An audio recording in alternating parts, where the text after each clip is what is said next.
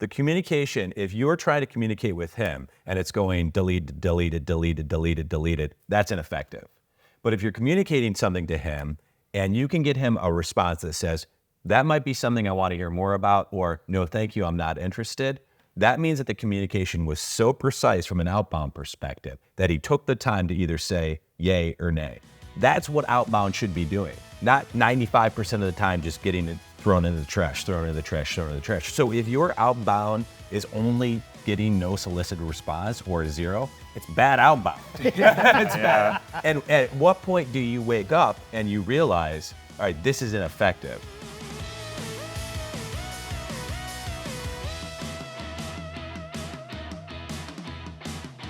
Hey everyone, and welcome to the Sales Fusion podcast. I'm David Kozlowski. Alongside me, as always, is Mr. Dave Wright and RJ Monte. Today we're asking the question, is outbound sales dead? And what we mean by that is the burnout of cold calling, cold emails, unwanted, everything related to outbound sales. I never answer a cold call. I never respond to unwanted emails in my inbox, and the LinkedIn messages, I'm 9 times out of 10 deleting. There are some tricks that I personally will click on and reply to, but they're very far few in between. And I wanted to ask you guys, what are your thoughts? Is it dead? Is it still working? Is it successful? Well, I think that's a very controversial issue and discussion. First of all, I'll say I don't think there are any tricks to being successful with. I think there's some best practices and some methodologies that work better than others, but I wouldn't really call them a trick, because at the end of the day, what we're trying to do with outbound is we're offering a solution, whether it's a product or service, to a prospective customer that we believe is going to help them with whatever their business is. So if we have the right intent on our side, then I don't think it's a trick. So just start there. But now the reality is it controversial? And I'll go back and tell you a little bit of a story looking back. So when I started my career early on, we didn't have, obviously, LinkedIn. We didn't have email. We didn't even have voicemail. So there were basically 3 ways to... Yes, it was a long time. We did not have to take mallets into stone to craft our letters. But anyway, back in the day, the way we prospected for new business was you made a phone call, cold call. You actually physically got in your car and went out and knocked on doors to see if you could meet people. Or you could do email. Wasn't email, it was an actual letter mail campaign. And so you didn't have a choice back then. That was the accepted norm. Well, today it's a lot different. And that's going back 40 years. So imagine over the last 40 years, all the changes that have occurred. And you talked about burnout. Well, I think there's burnout on 2 sides of the equation, right? There's burnout from an end customer perspective of, man, I constantly get barraged with phone calls and emails and LinkedIn messages, and I'm tired of that, right? So I don't want to respond. If I'm a salesperson, and RJ, you know what this is like. If I'm picking up the phone and dialing for dollars, I've physically had a job one time where my boss sat across the desk from me and watched me make 100 cold calls in a day. And out of that, I think I got 4 or 5 meetings, which was great, right? But that was 20, 25 years ago. Maybe more than that. And so today, my point is that stuff doesn't work because both sides are burnt out. Making that amount of cold calls is a challenge. Yeah. So we've got to take advantage of the methodologies that are available today. Is it dead? It can't be dead. What are my choices? If outbound is dead, what are my other choices? Yeah, I mean, you can do other practices that are obviously more inbound related, or trade shows that are outbound. But and if you're asking me, my opinion of how to do outbound or successfully would be the personalization concept of it. Yeah. So the when I had mentioned in the beginning, the only thing I've ever responded to is a personalized video. And when you talked about mailing, an idea came to mind of even if I get mailers, they go right in the trash. However, I would open a mail if it was a box, because I love packages. And if there was like, I don't know, I'm sure you can't send wine through the mail, but like maybe a hat of a sports team I like or something like that. And in there was, hey, I got 2 tickets for you to the Titans game if, you respond to XYZ. What I'm trying to call out, I guess, is that for me, Outbound is dead from a volume perspective, personally. But if you take the time to research your prospect, which does decrease the volume significantly, I'm more apt to respond. But the question would then become, your conversion rate a minute ago was 5%. What is the conversion rate on personalization? And is it worth the time investment in you creating that personalization? Yeah, well, I think that's a great point, and personalization is really important. I think that brings the question of quality versus quantity, right? Because what's our objective with Outbound? It's to find people that our solution fits, that have a need, and they can make a decision to go with my solution. Right? At the end of the day, that's what we're looking for, right? And we talked on another session like this about diversifying our pipeline and looking at different methodologies. And I think that's the winning solution today is don't just look at one way of doing things. Right? You have to look at multiple ways of doing things because you don't know where you're going to find that prospect. And different prospects are going to respond to different methodologies.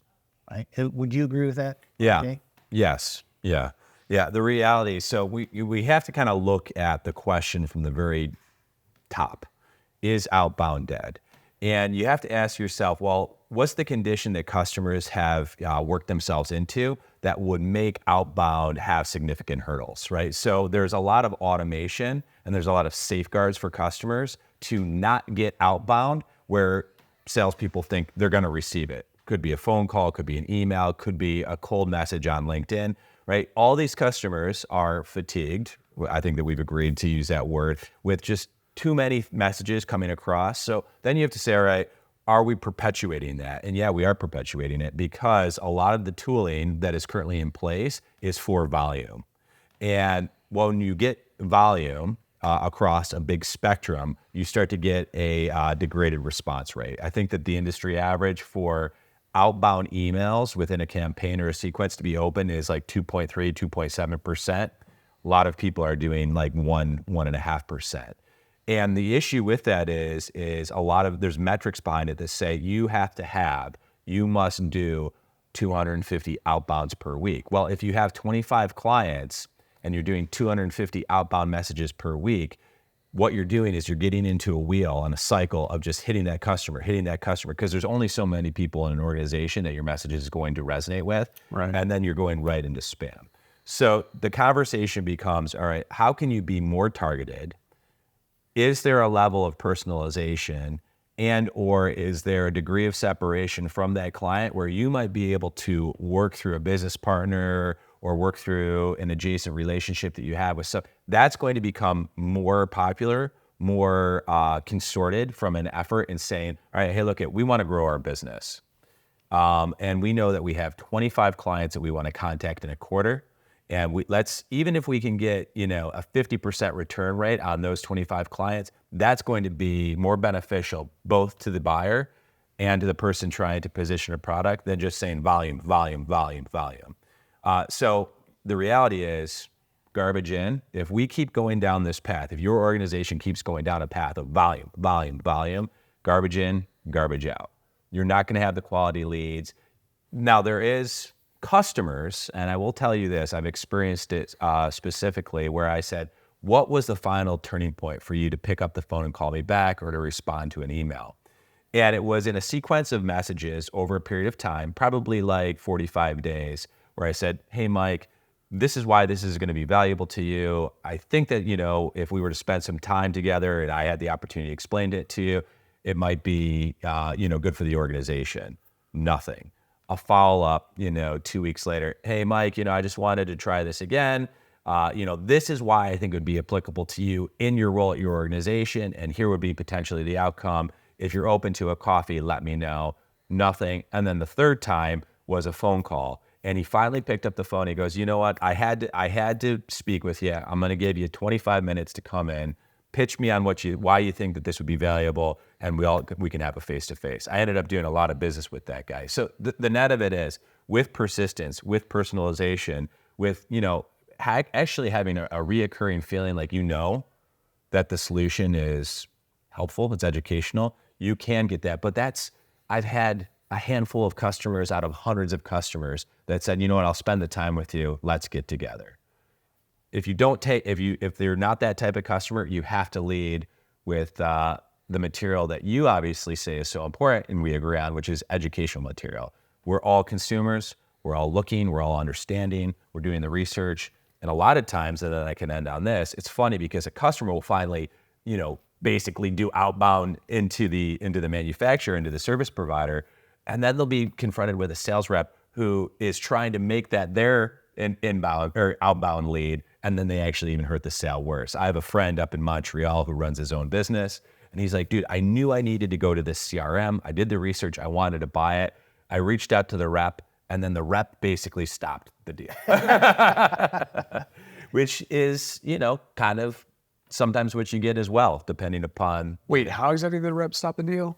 They wanted to change the contract. They wanted to, redefine the modules that they were trying to sell. Some reps are behavior based, like cash machine type of thing. So they'll get comped on selling a specific thing, regardless of the product that the customer is trying to buy. So they'll try to, change it. So that's a possibility too.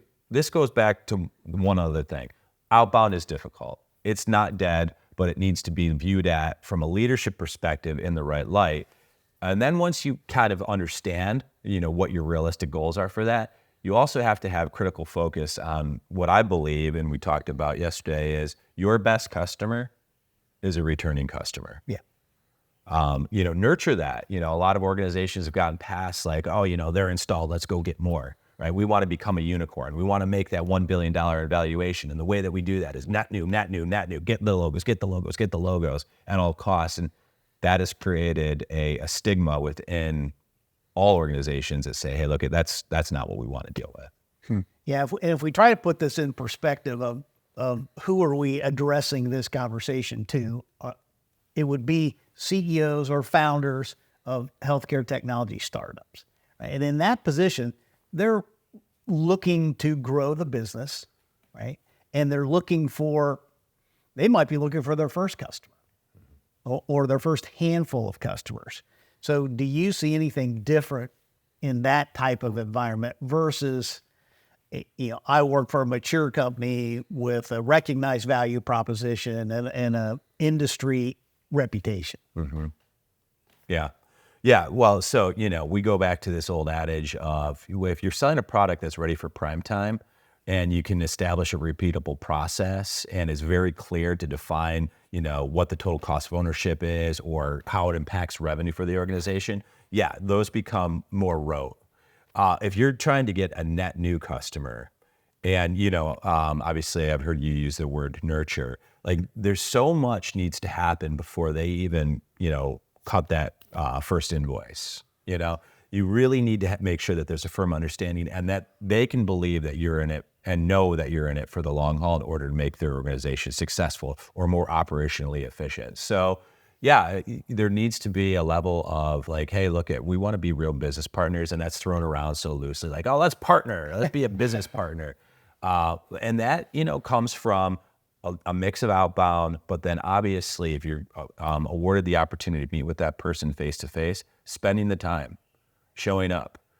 We all do so much video nowadays, right? Like at any given day, I could be on Meet, Google Meets, Moxo, Zoom. There was a company called WebEx that used to do video conferencing.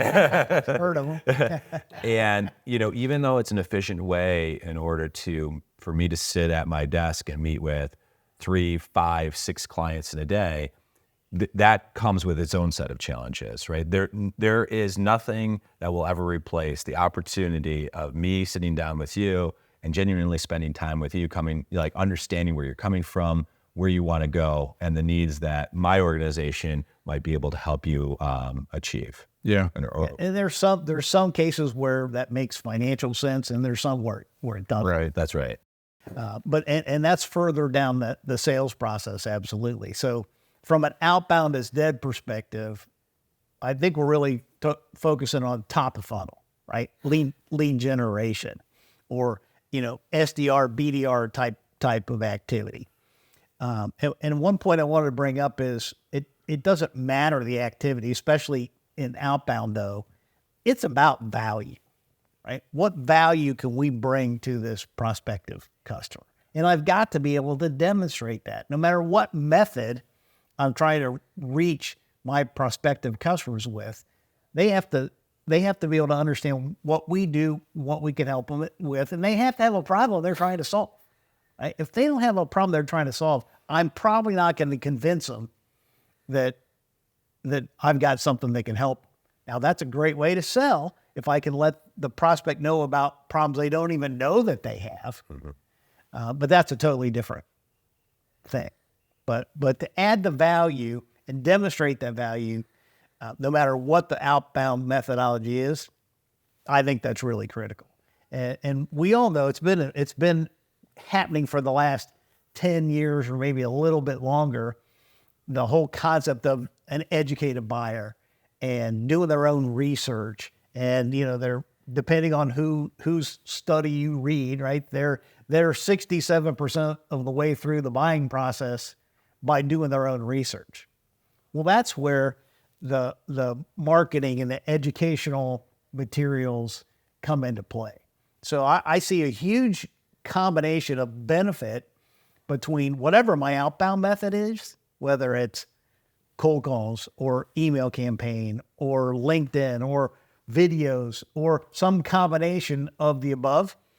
I need the value-added content that a marketing team can bring to me as a sales rep that's really going to add that value, right? So that combination of sales and marketing together, I think that's the real key to outbound. So if I know my target market and I know what benefits I can provide, if I can demonstrate that to them somehow through my efforts, whatever they are, then I don't think outbound is dead. It's different for sure. Yeah. But that value add and that combination, I think that's the winning ticket.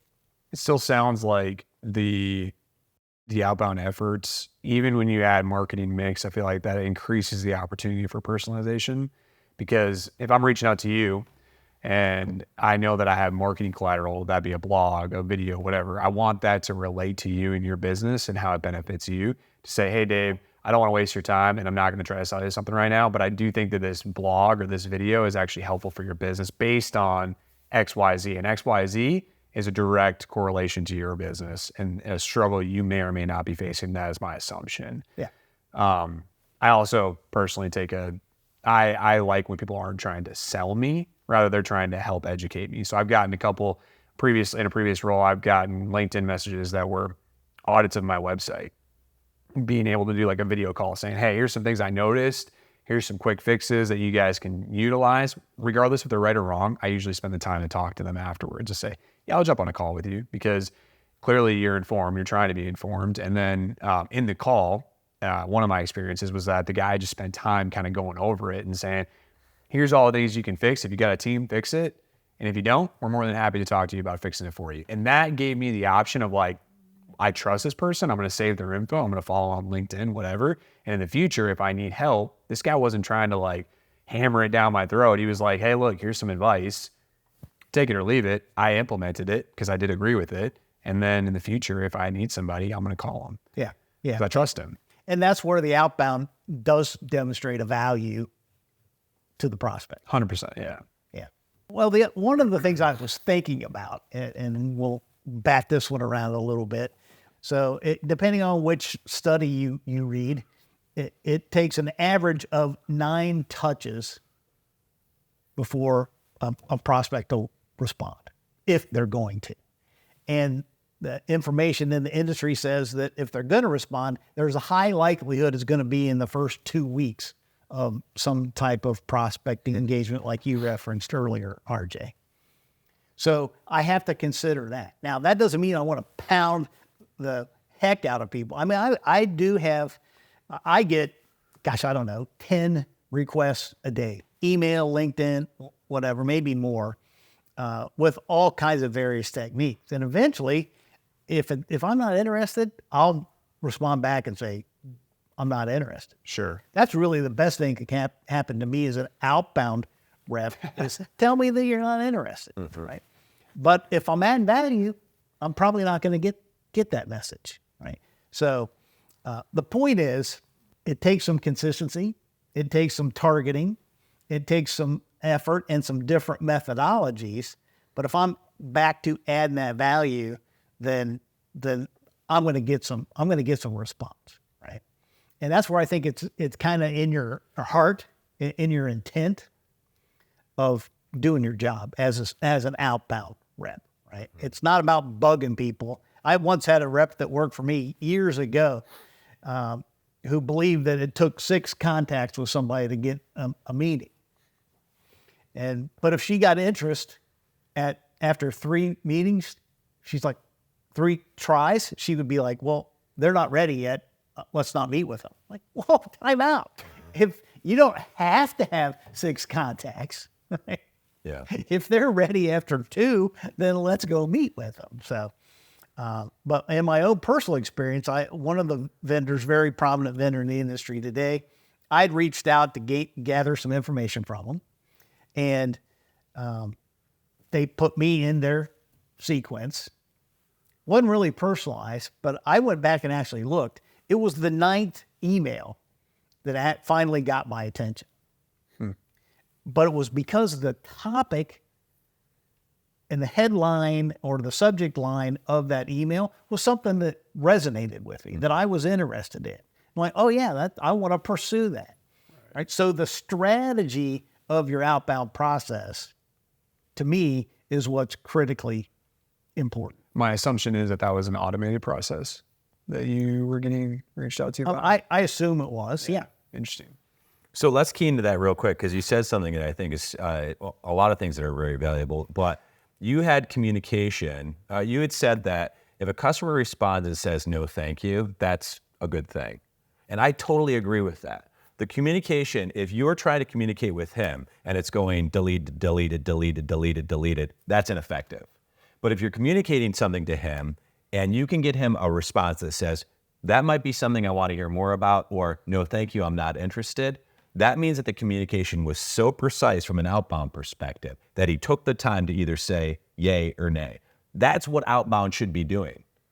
Not 95% of the time just getting it thrown into the trash, thrown into the trash, thrown into the trash. So if your outbound is only getting no solicited response or 0, it's bad outbound. It's bad. And at what point do you wake up and you realize, all right, this is ineffective? I would 9 times out of 10 would prefer customers to say, now's not the right time. I'm not the right buyer. This is not the right product for my organization, rather than just dose, dose, dose, dose. So that's the scope that outbound needs to be looked at in order to make sure that it's effective. Yeah. Well, one of the things we talked about to pile on that was the metrics, right? If I'm a business owner or founder and I'm trying to generate some opportunities, right, what are the metrics? What are the things that I look at? And you mentioned like open rate on an email. Did I just pound the table? Open rate on emails. There's how many connection requests am I getting accepted, right? But what really matters, right? There's all kinds of metrics at the top of funnel to see if my techniques are effective. But what I really want to measure is, am I getting qualified opportunities from these methodologies, right? And so we can boil it down, I think, to a certain level that says, am I getting a meeting? Well, not just any meeting. Is that meeting qualified? Is it my target audience? Can I solve their problem? Do they have an active pursuit right now that they know they have a problem and they're looking for one. Because if they don't, that's going to drag my sales process. Not that that's a bad opportunity, but it's not going to be short-term opportunity probably, right? But what that means from an outbound perspective is I have to be even more targeted in valuing the right metrics to understand how am I getting there. But I think what really matters is let's get a qualified meeting, not just any meeting, because I don't want to waste my time on just any meeting. And let's make sure we can turn those into qualified opportunities, right? So that's my outbound. Once I get past that, now I'm into my sales process. And I really have to get to the point of moving transactions through that sales process in the pipeline. But outbound is all on the front end of that, for sure. One final thought on outbound. If the best outbound or the most effective outbound that I've seen, and the outbound that I would, want to be a party of and put my name on, is working with an individual that gets tasked, obviously, with doing the outreach to the customers. Doing the upfront work to say, hey, this week or this month or this quarter, we're going to try to get to 25, 50, 100 customers. Nothing more than that, honestly, unless you have a commodity business that's volume. But 25, 50, 100 customers. And let's figure out, one, who the customer is, who the right contact or context is in the customer, and what content from a marketing standpoint do we honestly believe would solicit a yes, no, or maybe. And then box it into that quarter. And, say if you can get a 50% response rate, yay or nay, you're winning. Right. That's the focus from a sales perspective that I would want to put my name on. I've been asked, especially more recently, post-COVID, just get in line and do the volume and get the velocity out there. Because even if we have a 1.7% open rate and we move that to 2.2 and we convert whatever amount of customers, that's a win. And to me, that's not a win. I don't want to put my name on that. And I've sat back in organizations where everybody just march to the beat of the drum, and there was no output, and I did my sales cycle and I did have output. Yeah, that's back to the whole quality versus quantity issue, which if I'm going to focus on quality, then my processes have to be rock solid. For sure. Right? Because when you look at a conversion metric, it's an equation, right? There's two ways that I can increase one and decrease the other, or vice versa, right? So do I increase the volume and have a very poor conversion rate, or do I decrease the volume and have a better conversion rate? And we talked a lot about personalization. The idea of personalization is so that I can improve my quality and improve my conversion. Right. I do think the quality side also impacts or is impacted by the medium that you choose. And an example, when you're talking about the response, and I agree, I think that makes sense, like willing or wanting to get a response of yay or nay. I think, however, I don't respond when it's via email. LinkedIn, I'm more apt to respond. That is a medium that I think is acceptable for you to reach out and ask for help. And I will connect or whatever. However, email, I'm like, dude, this is for work. And you're reaching out to me in my work email, unsolicited. I don't even know how you got my email. I do the whole right-click block. Done. And I will never get a response from you again. And I do that because, to me, I don't know how you got my email. You shouldn't do that. It's open to disagree. Counterpoint on that is we have one of our clients who's a digital health startup.